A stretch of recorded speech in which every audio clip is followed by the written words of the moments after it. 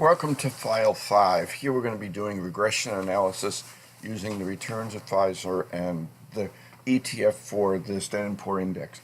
The goal here is to be able to identify in one set of calculations the percent of the return because of systematic risk, how much of the volatility in return is caused by systematic risk, what the beta is for the stock, is it meaningful and significant, and something called alpha. So the first thing we want to do is what are learning goals. Learning goals are how to run a regression, and then more importantly, how to interpret the output. So we're going to change our data file. What we're going to do is make a copy of Pfizer's data in column A and paste it over in column K.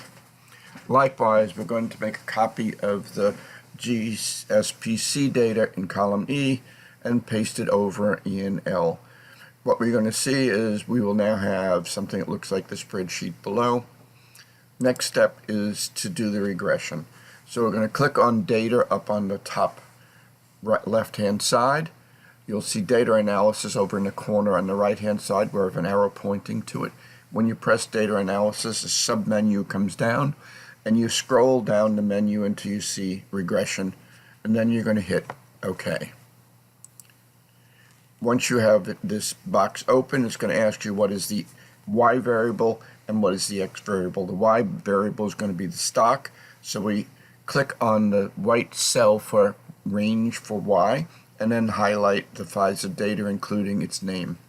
Likewise, when we go to X, which is the index, we're going to highlight the index and GSCP. So you'll see I have it from $L, $1 to $L, $8.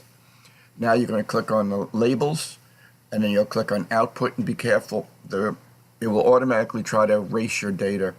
So click in the box where next to output, where I have $K, $9, and click on cell K9. That will give you a place for the output.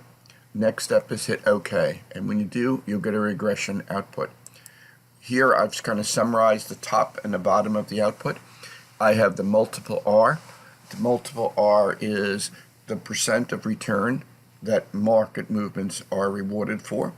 It's also the measure called correlation, and R square is simply the correlation square, but it's also percent of the stock variance that's systematic risk. So we can say 71% of the stock return is from movements in the stock market, and 51% of the risk of the company is coming from systematic risk. If we go down to GSPC, that's where the beta is. The coefficient is beta 1.124.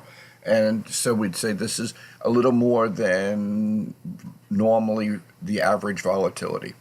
So now if we look over to the T-stat, as long as it's greater than 1.96, we say the estimate is significant. So the beta of 1.124 is definitely different than 0, and we can trust it. The intercept is kind of a reward that you get if the market doesn't move at all. It's usually called alpha, but in your output it's called intercept. And we can see from the T-stat it is not significant, so it's saying there's no additional return beyond what the market gives you. And this return normally would be for the business risk. So we can see that there's a lot of business risk for 100% minus the 51, yet there's no consistent reward for business risk. The intercept is 0.